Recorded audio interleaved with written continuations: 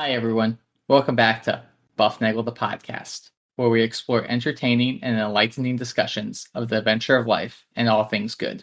From science and technology to history and philosophy to leadership and success. We hope to give you a better understanding of the world and skills for everyone to pursue their own adventure.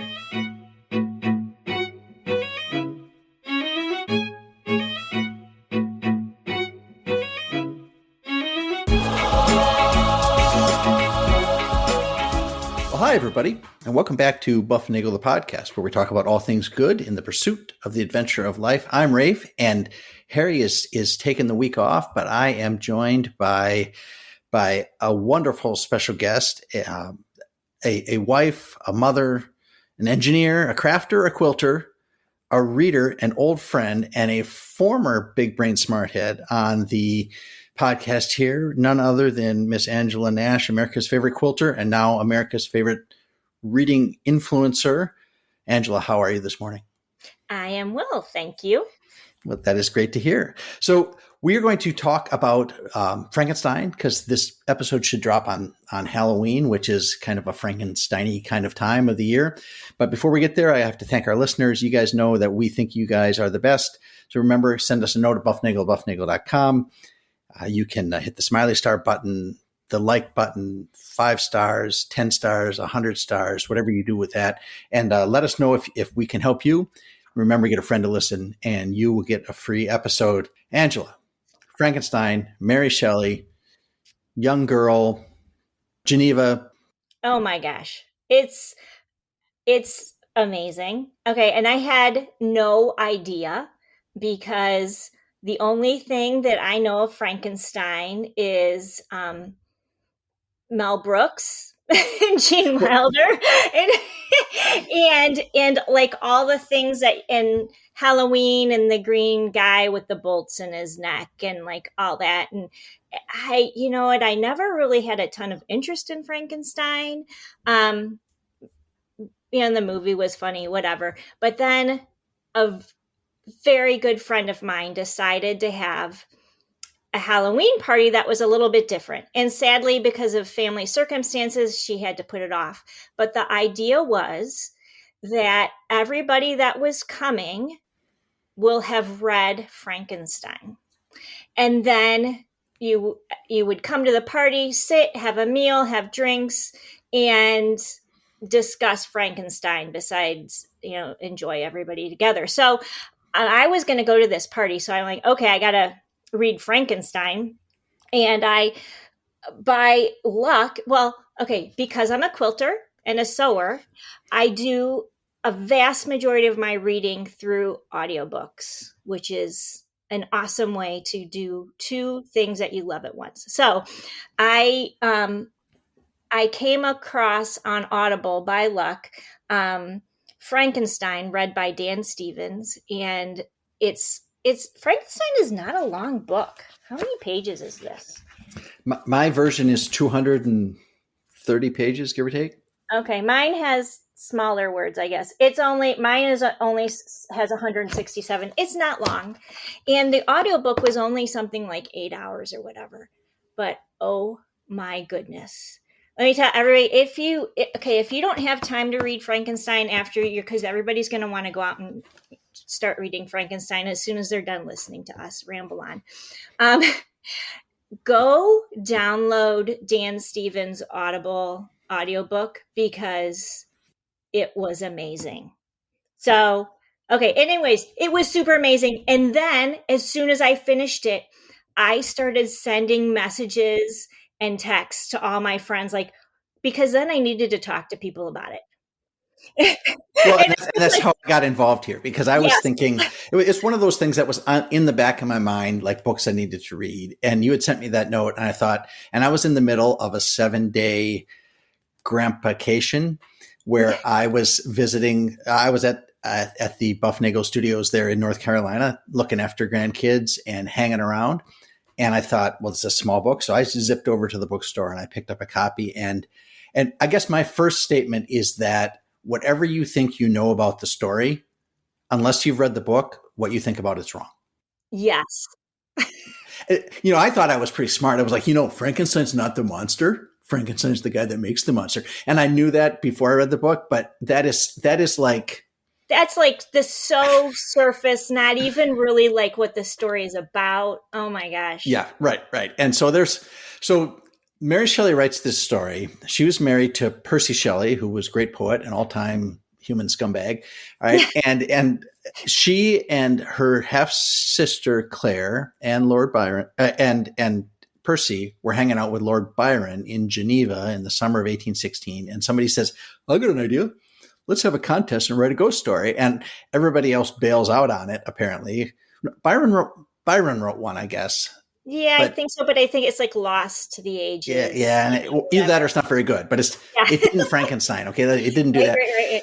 So this 19-year-old girl writes this story that has become Frankenstein. So this book is, you start reading it and you think, is this the right book? Because this doesn't seem like what I'm supposed to be reading. It is a Russian nesting doll of stories, right? It's a story and a story and a story and a story. At least 3, maybe 4 levels of story, right? Yeah. And it starts with Robert Walton, who is a young man who wants to go north from Russia to explore the North Pole. And he tells his story in a series of letters to his sister.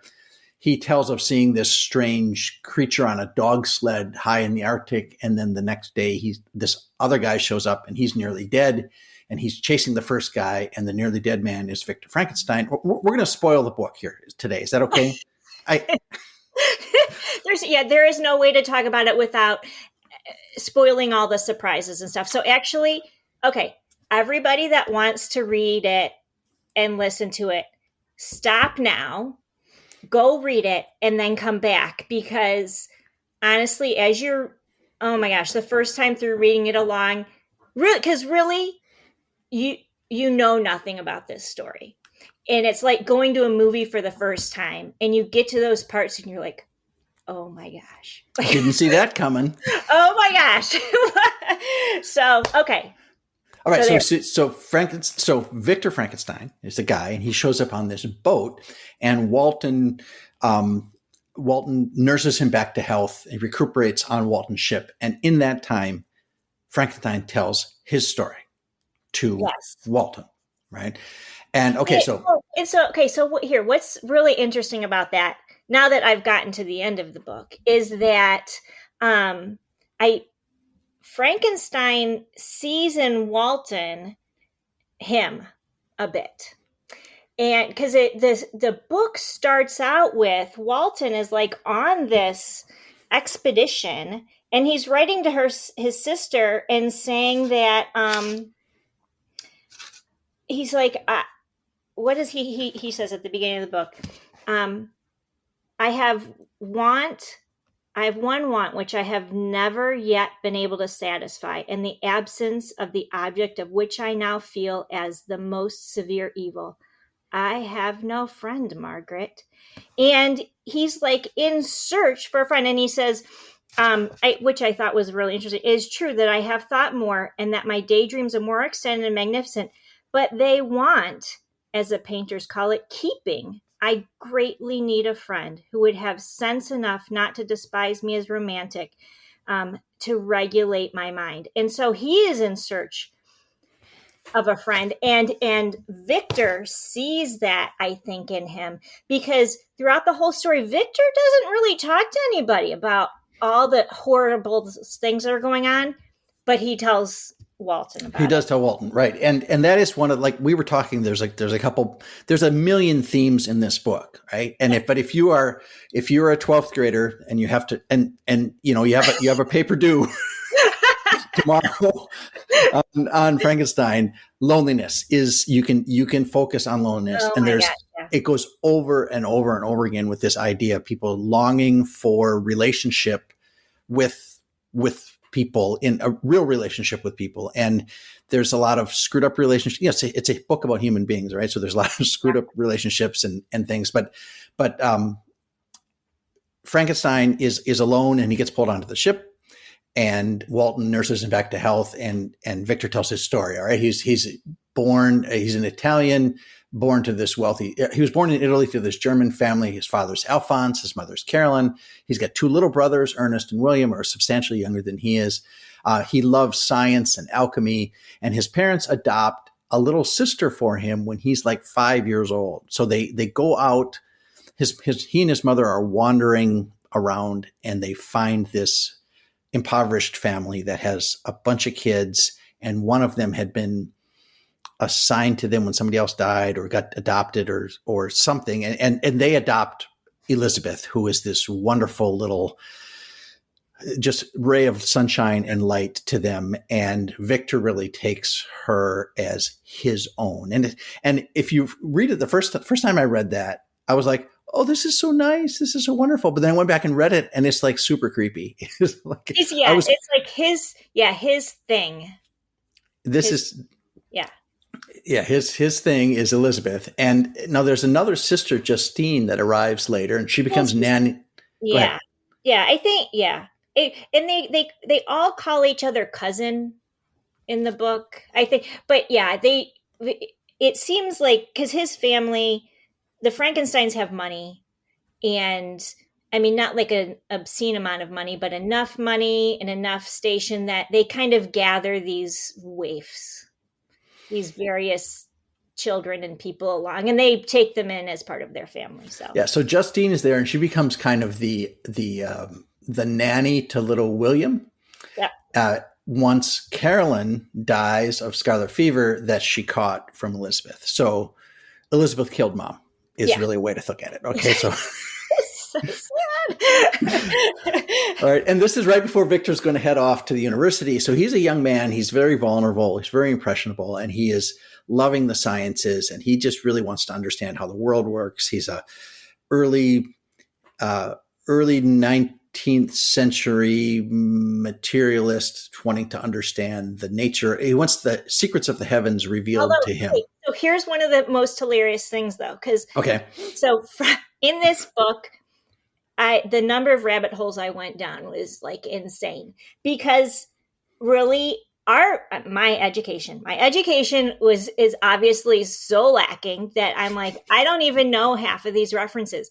So I had to look up, because when he gets to college, he likes to learn. And one of the things that he was reading was Agrippa. And I'm like, who's this Agrippa dude? Because he loved Agrippa. He is like 33 BC or something like that. So he arrived at college with all of this very, very old, archaic knowledge. Well, and he was reading that stuff, and he showed his father. He was like, hey, I'm reading this really old stuff. And his dad's like, that's stupid. Don't read that. And as soon as his dad said that, he was like, oh, I'm going to read that. I am all in on Agrippa now. And he even says, had he just explained to me where it was wrong, I would have been all right. But the fact that he said it's all trash, don't waste your time on it, I was like, I'm going all in. So he reads all the old stuff before he gets to college. Yeah. Yeah. So he then college for having been steeped in all of this crazy old stuff. Yeah. So he read crazy old stuff, and then he really gets into, and for a while after his mother dies, he goes into mathematics because he was like, enough of that old metaphysics stuff. I'm just going to do math. But then that does not, what's the right word? That does not satisfy him. Yeah. Well, it says it's, when I look back, it seems to me as if this almost miraculous change of inclination and will was the immediate suggestion of the guardian angel of my life, the last effort made by the spirit of preservation to avert the storm that was even then hanging in the stars and ready to envelop me. Her victory was announced by an unusual tranquility and gladness of soul, which followed the relinquishing of my ancient and latterly tormenting studies. It was thus that I was to be taught to associate evil with their prosecution and happiness with their disregard. It was a strong effort of the spirit of good, but it was ineffectual. Destiny was too potent, and her immutable laws had decreed my utter and terrible destruction. So that's a lesson to go into mathematics right there. That is from the math guy. Yeah, stay away from the black arts and go into math, because what did he say? It is a strong effort of the spirit of good. is mathematics. So you All hear right. right from Victor Frankenstein. Well, he goes to college and he goes into chemistry and essentially biochemistry from those days. And he learns, he works to try to animate dead stuff and bring it back to life. That's his goal. Yeah. And I mean, there's a lot of discussion of lots of things going on in there, but we're trying to do the short version here so we can get done in one episode. Yeah. He creates this gigantic man creature, I guess I'll call it, 8 feet tall, and he brings it to life. And what was interesting to me is there's no discussion here really of what it took to bring it to life. Right. Just that one day it comes to life, and it just apparently what he was doing brings it to life. And to me, this was the first part I really grabbed onto. And this to me, well, I'll tell you what I think this is. Here's this little section. How can I describe my emotions at this catastrophe, or how delineate the wretch whom with such infinite pains and care I had endeavored to form? His limbs were in proportion, and I had selected his features as beautiful. Beautiful, great God. His yellow skin scarcely covered the work of muscles and arteries beneath. His hair was of a lustrous black and flowing, his teeth of pearly whiteness. But these luxuriances only formed a more horrid contrast with his watery eyes that seemed almost of the same color as the dun white sockets in which they were set, his shriveled complexion and straight black lips. This is a horrendously ugly being, but while he was creating it, he had no recognition of how ugly it was. And this, to me, this is how I'm thinking, okay, because as one of the all-time great sinners, this feels to me like what sin looks like, right? Before you start, Satan's going, this is going to be great. No one's going to care. This is going to be wonderful. Everything's going to be perfect. And as soon as the sin takes place, everything becomes ugly. Well, and he was, I think, and also a big part of that with sin is that it seems great and fun. It seems great and fun. It's beautiful. He says, I had selected his features as beautiful. And then he's like, great God, this is not. I go, what in the world happened? One kind of thing, because you kind of said that he didn't say how he did it, but leading up to the creation of him, he kind of destroyed his soul, I believe, with things that he was striving for these things just with abandon and obsession. And he spent time, I didn't look it up because it creeped me out, but he spent time in charnel houses, which I thought, if I Google what a charnel house is, there's probably going to be really creepy, yucky stuff I don't want to learn about. But charnel houses are obviously horrible old morgues, from the ancient times. I don't know. That's what it seemed like. So he spent time in charnel houses. He spent time digging up bodies. And I didn't note where it was, but he actually makes note that he spent time torturing creatures Animals, to understand how things had life and how they died. And so those things leading up to whatever it is that happened to have him discover this, I think he was almost tearing apart little pieces of his soul while he was doing that. But and he thinks he's making something beautiful, and the thing comes to be. And I've listened to a lot of stuff on this and read a lot of stuff since the book. And there's discussion that, Victor goes to college, and at night he spends a lot of time, essentially doing sins of the flesh, but in a very perverse way, right? Yeah. And so instead of doing what a lot of college guys do, he did it in a very twisted way. And there's a whole 18th or 19th century kind of association with death and sex and Halloween. And, all these things are kind of tied together. And then the other thing that is in there is Victor's bizarre relationship with his family during this time. Mm-hmm. Because he completely stops communicating with his family. every now and then he gets letters from his father and from his sister, and he doesn't write back. He never sends information back. He is all in to this creep fest that's taking place at night. And, it's one of these things that's probably, what do you tell kids that, in anything you can do it after midnight is probably something you should probably better be done during the day. Yes. I don't know how many times I've said that. Yeah. So all these, this is what's great about this story. On one hand, you can just kind of read it that he did these things, but at another level, there's all these pieces hiding underneath, that eventually results in this construction of the creature, the monster, the demon, whatever he calls it by a number of different names. Yeah. And he becomes immediately repulsed by this thing and flees. And then he gets sick. He just gets physically ill. Yeah. And his friend comes and nurses him back to health over a period of several months.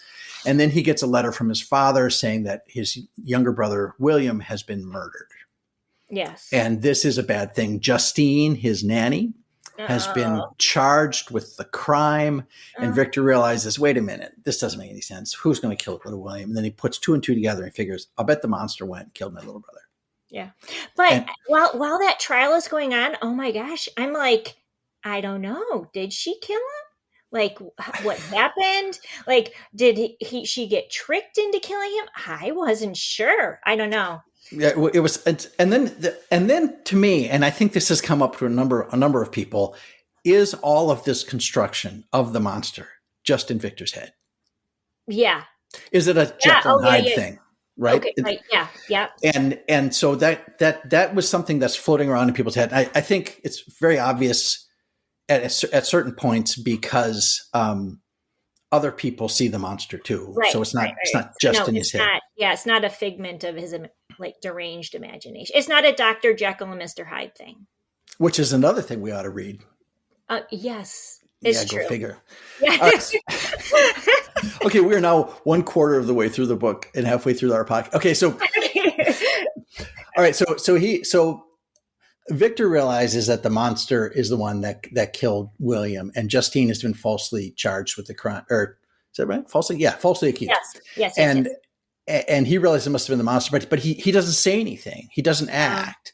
And Justine, Justice, he doesn't come to her defense, and she is eventually she's hanged because to find her guilty, and he just watches it happen. It's terrible.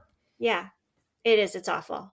That's super sad. So then he gets really sad and he retreats to the mountains. He feels bad about what he did. He feels bad what happened to William. He also bad compounds. This is one of those things about sin, right? Mm-hmm. So you do something stupid, you do something contorted, you sin, you go off the mark, as they say, you move in the wrong direction. And then Satan says things like, man, you suck. You are, God's never going to forgive you for that. And what you do is you double down on the sin and you do another thing to make it worse and make it worse and make it worse and make it worse. And so that's, there's an example of that. Victor retreats to the mountains, and you know who he runs into in the mountains? Who? The monster. Right. Right. And he runs into him in a cave up in the mountains. Okay. Yeah. And the monster says, listen to my story. I want you to hear me. Yeah. Is what he says. Yes. Which, although interesting, so this is Victor's retelling of what the monster has told him. But well, actually, it's Walton's writing of Victor's telling of what the monster said. Yes. We're like a couple nestings in, but now we are in, does it actually go to because it's written in 3 books, like the old novel style. Anyways, we're in the section where the monster tells his tale, and it's I cried several times during this section. This whole thing.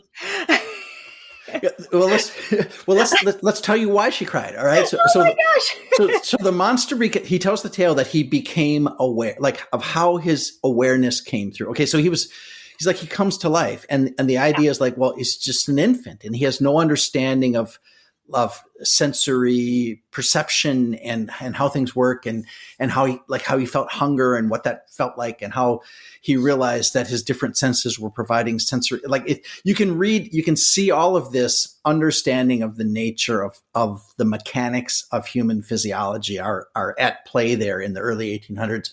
And he talks about how he became aware and how he found rejection everywhere. Everywhere he showed up with people shunned him because he was so hideous. But finally, he finds shelter in a shed next to a cabin in the woods. All right. And in that cabin is living an exiled French family. And the monster hides there. But what he gets to do is there's a crack in the wall, and he gets to watch. He gets to watch the family. He's a voyeur watching the family, and watching them live. And he witnesses, he witnesses all good things, right? And he sees humanity. He sees love and fidelity, generosity, tenderness, caring, joy, laughter, language, wisdom, and all the good things that you're supposed to see in humanity. He sees them in there. And he ends up doing helpful things for the family. Like he actually goes out at night, collects firewood, and leaves it on the porch. And they're like, you didn't, well, look, it's the firewood fairy, Yeah, it's and awesome. so they're very happy about that. And it's pretty much, I think it's 3 people live in there. It's an old man who is blind and his son, right? And daughter. And his daughter. Okay. And they're all very nice. And then some other people show up and he talks to them, but eventually long story short, all right. He becomes highly literate. Yes. And he learns to read. He finds some old books. Okay. And miraculously he finds Paradise Lost. Yes. He finds Lives by Plutarch, one of the volumes of Plutarch's Lives, and The Sorrows of Werther. Did you ever read The Sorrows of Werther? I did not. And that's actually one rabbit hole that I did not go down, surprisingly. So, but there's I don't know exactly what these, but I think these, like Paradise Lost is a relationship between God and man, maybe. Plutarch's Lives between man, and The Sorrows of Werther are like, I think some people call it Sorrows of Young Werther. So I think it is something about growth and growing up. And so but we'll have somebody come in and tell us, if you're a big brain smart head and you know The Sorrows of Young Werther, then you are welcome to come on in and tell us why that turned Frankenstein into the monster. But he becomes highly literate, and actually the best writing and the best storytelling is the monster. The monster is like this genius. He's like a genius English professor. Is what he is, a humanities professor. He knows all of this stuff. But he sees his reflection in a pool of water, and he realizes it's kind of an narcissist thing. He is so ugly, and he realizes that he is hideous, and that is part of the problem, is he views this. But he knows he has come to know virtue and love by seeing the family and by reading the books. Yes. Okay. So, he has come to know virtue and love. I don't know. It's hard to understand, I think, because he has come to know it through seeing what has happened with the family. He has read a lot about it, but, and then he also acts virtuously. He acts very selflessly, right? Doing things for the family. But then he has no ability to really, really interact with the world in a virtuous way. And that's what he really wants to do. Yeah. And it feels, for me, it feels kind of like it's adolescent virtue is how it looks to me. It's like, I kind of know these things but I've never really been pushed. Right. And virtue is really only virtue when it's hard. Yeah. Yeah. Right. And I think, there's some hardship for him, because he does feel like that main theme. He does feel the loneliness. He's all alone in the shed, and they are not. Yeah. Right. And everybody he sees that's good, they are surrounded by other people. So finally, he reveals himself to the family. He goes to the father first, and so the father was blind. Yes, the father is blind. So that was key. The father was blind because he's already been spurned by humanity, and like a couple different times up till now. And the father is blind and everybody else is out. And he's like, okay, if I reveal myself to the father and I can get him to understand me, then he can help me.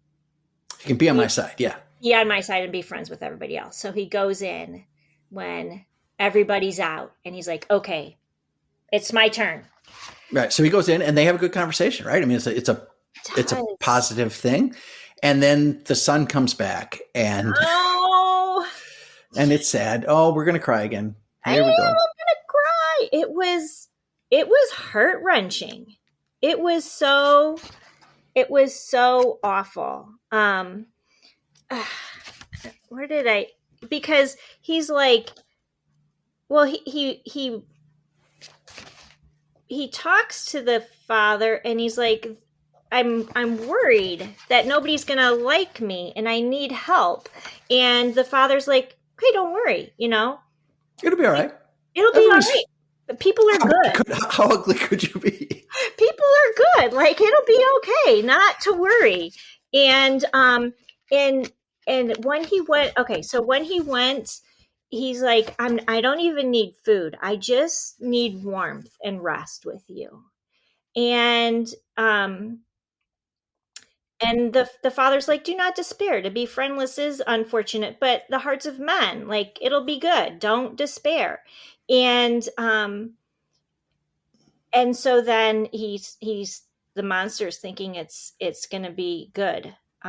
It's going to be okay. He's like, I'm not going to be driven out. And then he hears everybody else coming. The monster hears everybody else coming, and he then just jumps. He's like, now is the time. Save and protect me. You and your family are the friends whom I seek. Do not you desert me in this hour of trial. And they come in, and he's clinging to the father's knees, and the sister faints. The friend that has showed up, she runs away, and the son just beats him and pulls him off, and it's just awful. It is like, so, and the question, so there's a couple other themes here, right? And the two other ones I laid out were justice and mercy. Mm-hmm. And the feeling is the monster doesn't get justice. That is not right. That what happened, in fact, everywhere along the line, the monster doesn't get justice. And because nobody practices any mercy toward him. But then when he has the opportunity later on to do good, he chooses not to. He deliberately chooses not to do good. He does things against. So they're all, it's not like there's just one fatal flaw in all these characters. Oh, right? For sure. So many of these characters are so messed up in so many ways. It is, it's a pretty good depiction of humanity there. So the family attacks him, he flees, and he does not return. He gives up all hope of companionship with humanity, and he goes to Geneva to find Victor, hoping that Victor can help him. And on his way there, that's when he murdered William, and he framed Justine. He deliberately, it wasn't like just a happenstance thing. He took something that was on William, and he actually stashed it in Justine's pocket when she had fainted. Yeah. It was just, it was severely evil, but very clever. Yeah. So he has knowledge, but not virtue. The monster demands that, okay, this is where I didn't see this coming. The monster then demands that Victor make him a companion. Yeah. You need to make me, you have a companion? I need a companion. And if you do, we will just run off to South America. You will never have to see us again. And we will not haunt you. But if you do not make me the companion, then I will haunt you, and it will kill your whole family and all your friends. And your life's going to be miserable because you didn't make me a companion, but you made me. Yeah. So Victor agrees to make the Bride of Frankenstein, right? And the monster says he will be watching from afar. Right? That's how their conversation ends. And then there's a little scuffle, and the monster runs away, and that's it. That's it. So Victor says he has to make a second monster. Yes. So this was interesting. And I think this line was actually before before we hear his whole story, before we hear the monster's story, because he actually repeats it several times. His Right. thing. He says to Victor, remember that I am thy creature. I ought to be thy Adam, but I am rather the fallen angel, which whom thou drivest from joy for no misdeed. And so this is one of those Paradise Lost references that I finally figured out as a reference. Okay. Everywhere I see bliss from which I alone am irrevocably excluded. I was benevolent and good. Misery made me a fiend. Make me happy, and I shall again be virtuous. So, okay. So he's an adolescent. He is. So this is an interesting quote that I found from Hume. I can't remember his first name. He is a Scottish philosopher of the 1700s. Is that David Hume? Yes. Thank you, David. I couldn't remember his first name. Okay. Well, I know that much about Hume. So, okay. This describes both of them, but grief and disappointment give rise to anger. Okay. This is also Yoda, but anyways. Yeah. I don't know why Hume was quoting Yoda. Okay. Grief and disappointment give rise to anger, anger to envy, envy to malice, and malice to grief again, till the whole circle be completed.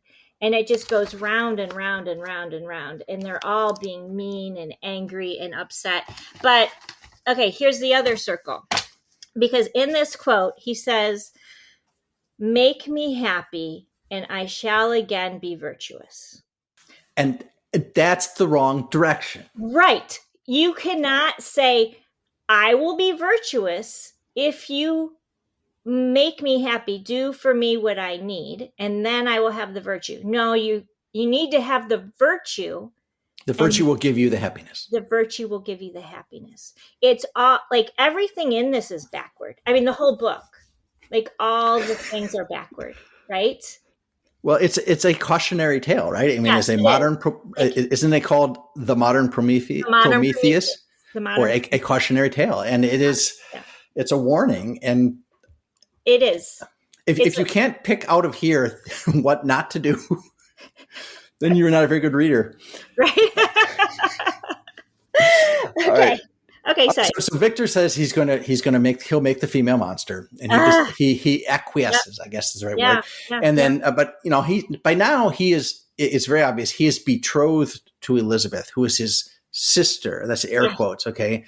But he says, you know what? I'm going to put this wedding on hold because I got to go to England to work on a thing, and he won't tell. And everybody's like, okay, go ahead. See you later. And Elizabeth's like, well, okay, I guess it'll be all right.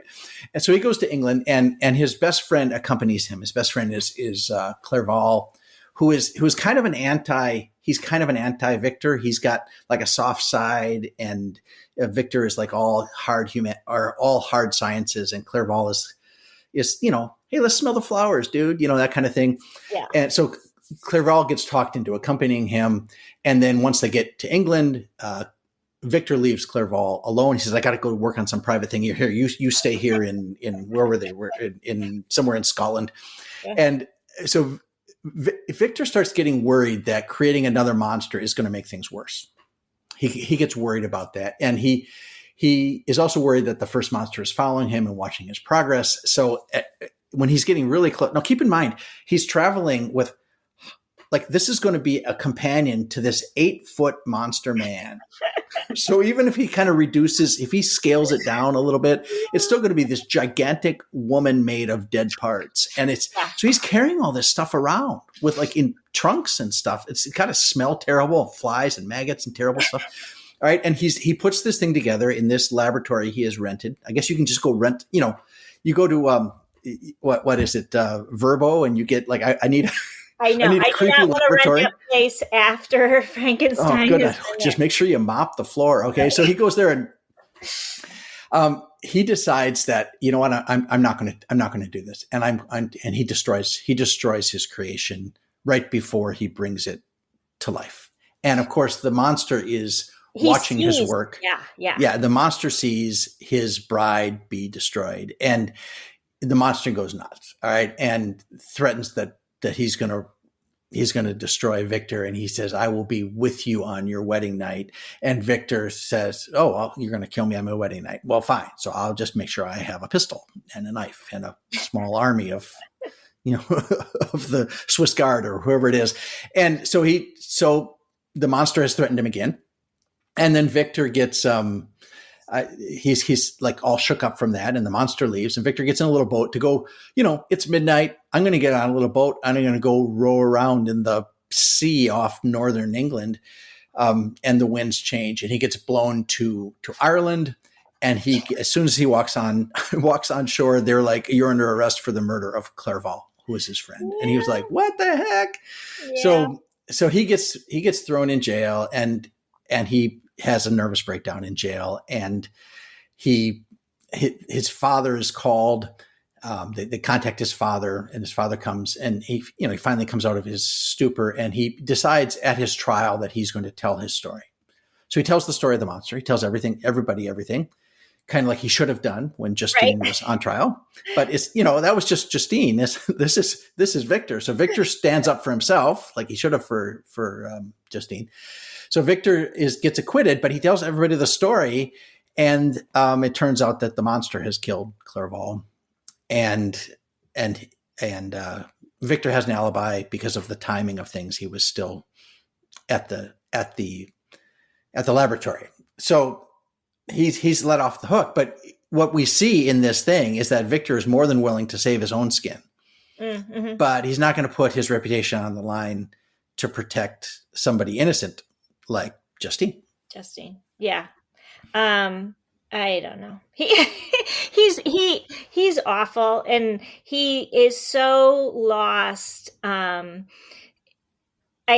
found this interesting quote about what drives ambition, and because I feel he has this ambition, but it's been driven just by his aggrandizement, I guess. And because of that, everything goes awry. And this was a fun thing from Nietzsche. Okay. At times, our strengths propel us so far forward, we can no longer endure our weaknesses and perish from them. He's just, I don't know. And this brings to the question, right? Who's the real monster here? Yeah. All right. And that is the question. That's one of those themes. Who's the real monster? And they're both monsters. All right. Monster begets monster, I guess is one way to think about it. Victor is, the monster's horrible, and Victor is right there with him. And there's a lot of people that don't do the right thing, I guess. Victor goes home with his father. Preparations are underway for the wedding to Elizabeth. Victor prepares for the wedding by preparing to fight the monster, because the monster said, I will be with you on your wedding night. And I'm thinking, as I'm reading this, I'm like, you're afraid for your life, dude? I think he's going after Elizabeth. Dude, that was the one point where I'm like, I kind of saw that coming, but yeah. And I was like, this has got like, and then I thought, well, maybe it's too obvious. Maybe I'm supposed to conclude that, but he's really like, but he wouldn't say that. He's going after Elizabeth. And wedding night comes, and Victor's like, you stay here in the hotel room, honey. I'm going to go look for the monster. Yeah. And he steps out of the room, and in a heartbeat, Elizabeth dead, because the monster was chasing around, jumped in through the window and killed her. Yeah. And he comes back, and there's like, and some people at this point recognize that, every female relationship that Victor has had has been less than what you would expect a relationship to be between Victor and a woman. All right. So he loses his mother, and he doesn't stand up for Justine. She gets destroyed. He destroys the monster, the female monster. He conveniently some people say he wanted Elizabeth gone, and he just let the monster do it for him. And maybe that's a psychological thing, but every woman that, like, here's, what are they? Hat tip: don't get romantically involved with Victor Frankenstein, I guess is the idea. If you're a young lady, don't go. So it's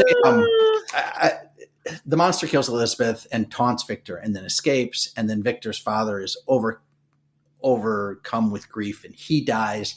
And Victor vows to pursue the monster and chases him all the way through Europe, across Russia, and into the Arctic. And along the way, the monster leaves him little clues, like, haha, I was here. And, he's just got, it's like this Batman chase across Northern Europe. And he is getting very close to the monster when the ice pack shifts and the monster gets away, and Victor gets picked up by Walton in the boat. Finally, back to the beginning. Finally, we're back to the beginning. And we're back to the beginning. We are back in the boat.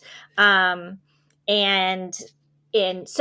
all of this, the story that has happened is back within where we were in the first few pages. And so all this has happened, and Victor is like, okay, this is all the horrible stuff that has happened. And this is why you shouldn't just try to make yourself a friend, because I tried to do that and it went really bad for me. But Victor wants Walton to take up his chase. I'm ready to die. This chase has killed me. So why don't you pick up where it left off? Because you're going north anyway, right? Yeah, right. And, you're going north. So awesome. But the crew doesn't want to go north. The crew is mutinying, and they're saying, dude, you got to turn us around, man. This isn't working out. We're stuck here in the ice. We're like a Shackleton thing before Shackleton was even a Shackleton thing. Yeah. And we want to go back down. And there is a very interesting speech that Victor gives to the crew. He calls them cowards. And I read that and I was like, I highlighted that whole thing. Yeah, that was quite the speech. He was like, why, if you're going to come do this, why don't you finish what you started? It was so it's really interesting because Victor kind of chastises these guys for not sticking to the plan and going out and doing great things. And it's a very, if you're like a football coach or something like this, this is a great speech. But in the context of understanding what Victor's current mental state is, I'm wondering if this is just the babblings of at some point though, you have to say, you know what? Maybe we do have to turn around. And it's interesting because Victor, he waxes and wanes with whether you should go all in or whether you should just turn around and don't try to make yourself a monster. But he's psychotic. He is. But there were some fabulous lines in this. He's like, poor souls, they were chilly and returned to their warm firesides. Just like, okay. So the first thing, though, that besides the rantings, I'm like, this is an amazing speech. It is so very like Henry V on St. Crispin's Day. Have you listened to that recently? Not recently, but I did try to quote it the other day and failed. So I think it's Agincourt. Amazing. Okay, that's one that all the hairs raise with that. Amazing. And so this speech that Victor Frankenstein trying to taunt them into, oh, you're cold, it's horrible, you want to go home to your fire.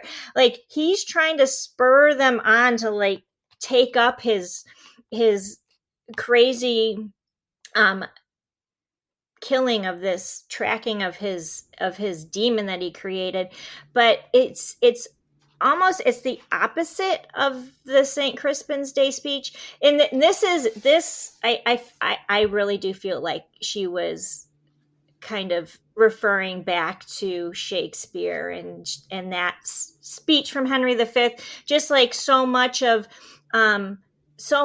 this refers back to Coleridge's Rime of the Ancient Mariner, which, interestingly, when she was little and her mom and dad had super cool people over, and Coleridge would be standing in their family room reciting the Rime of the Ancient Mariner. When she was 4. When she was 4, and this soaked into her.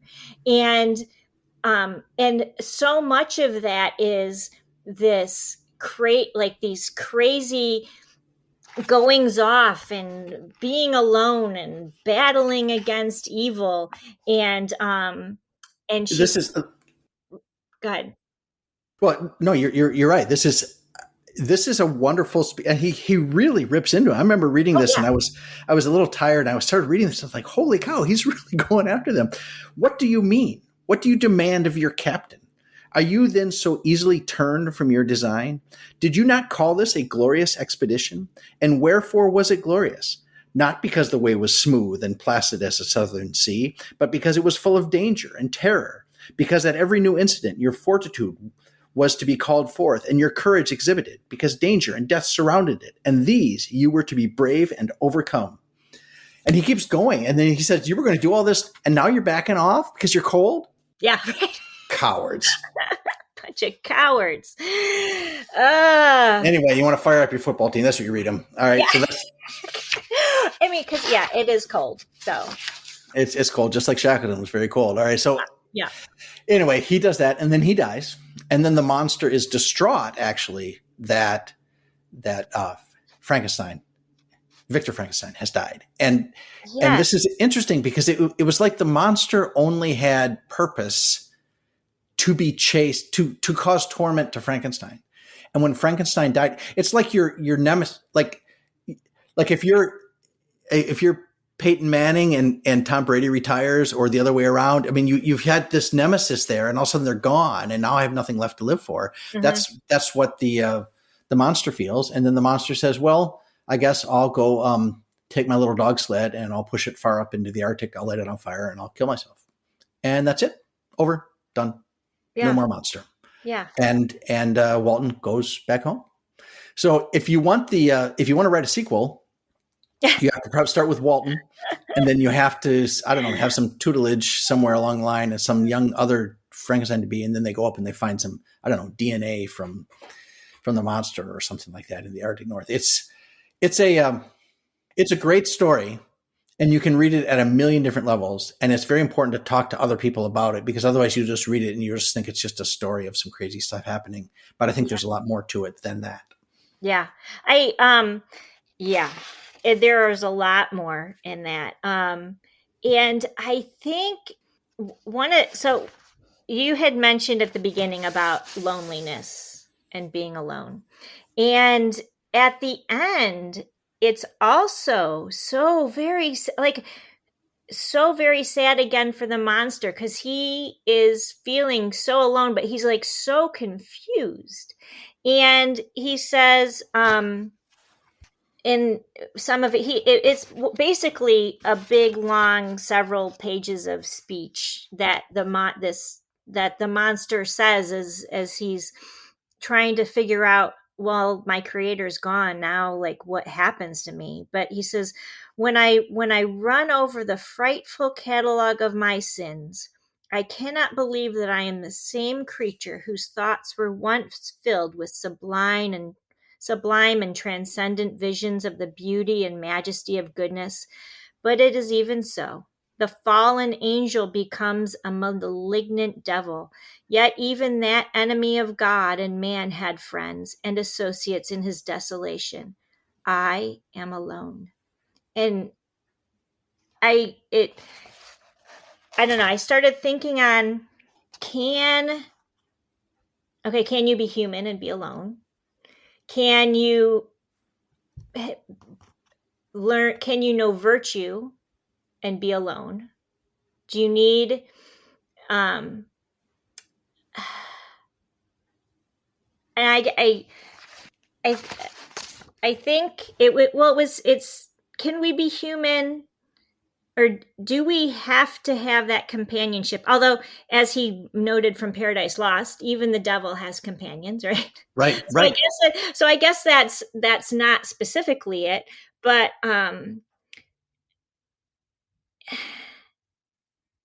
that's one of the big themes of the Rime of the Ancient Mariner, is he's alone, because he has a lot of dead bodies he's riding around with. Yeah. So that was one of the rabbit holes that I had gone down, because again, one of those things that I had not read, surprisingly, Rime of the Ancient Mariner, and I thought, well, it's referenced so often, I better look up and see what this is. And I Googled it, and I found the most amazing YouTube recording of Sir Ian McKellen reading the Rime of the Ancient Mariner. Everybody go listen to that after you listen to, before you listen to Frankenstein, because it's only a half an hour.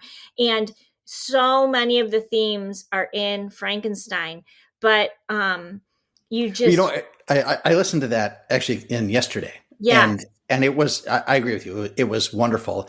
And it's great to have a great reader yes, read it to you as you're watching the words. All right. And yes, that is, I mean, you can do it while you are cleaning up from the dinner table, but it's you can't process. If you are reading the words on the screen and you're listening at the same time, you will get a lot more out of that. And he will teach you how to read that well. yes. And I found it, I found it really, really, really good. Yes, And so that YouTube with Sir Ian McClellan reading it is, you see all the old, I think it's like 1787. The text is scrolling by as he's reading it, and it just it's amazing like that. But one of the little tiny 4-line passages from that poem was, alone, alone, all alone, alone on a wide, wide sea, and never a saint took pity on my soul in agony.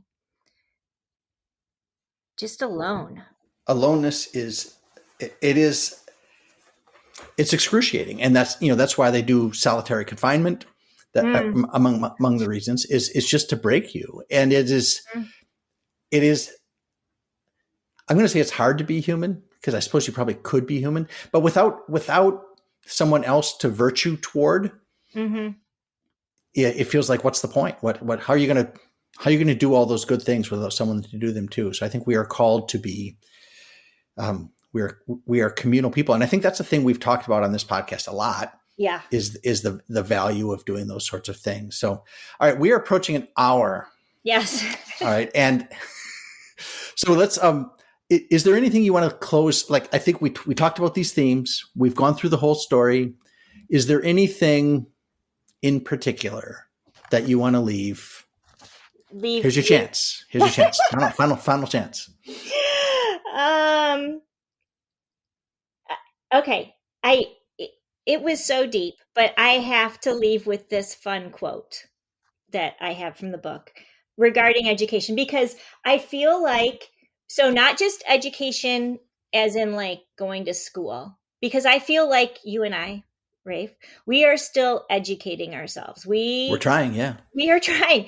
And you go down these rabbit holes and you find these things, and a friend has some party, and all of a sudden you're reading another book and you have so much that you're like, oh my goodness, look at all of these things. Like, look at all of the world. And when Clerval was trying, it's early on in the book, and he was kind of joking with Frankenstein, because Clerval's dad was, I don't know, he was like he was a merchant or something. And he's like, okay, you have your numbers, you have all your things, your math that you've learned, your accounting, like, why do you need to go off to university with your buddy? And what are you going to get there? And his dad, like, what are you going to do, man? And his dad, it was so funny. His dad said, I have 10,000 florins a year without Greek. I eat heartily without Greek. But his affection for me at length overcame his dislike for learning, and he permitted me to undertake a voyage of discovery to the land of knowledge. Yeah. Well, that's, and I think about that, but keep in mind, the monster got educated too. The monster read the books, but you know what? But he learned it in isolation. And that can be a problem. You can misunderstand these things. You can read, and I talked about this a couple of weeks ago about reading, which was the Shakespeare one of, is that, see, I have to keep learning because my forget free is much better than my memory. Yes, okay. All the Shakespeare blends together. Yes. So we're reading, I think we're reading Hamlet, I think. Yes, we were reading Hamlet. And he says, there is no good and evil, but thinking makes it so. And you really have to be careful how you read that. And it's a lot deeper than just saying, well, Shakespeare said this, because he didn't say that. Yeah. Right. So you have to have somebody guide you. You can't just say, I'm going to sit down and read it, because, I mean, come on, how arrogant are you? I mean, don't go there. I've tried that. It's a mistake.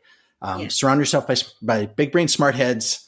And then, and when you find something that you've read and you're like, oh my gosh, I need to talk to people about it, email and message all your people and force them to force them to read and talk about it. And then awesome stuff comes from that. Yeah, and it is amazing. This, like I said, that's pretty much been what this podcast has tried to do for the last 3 years is to bring those things out. And we hope that this episode has been helpful to you. Angela, thank you again. It is always a wonderful joy to have you on the show and to see you when we're not on the show. Thank you. It's been great. All right, wonderful.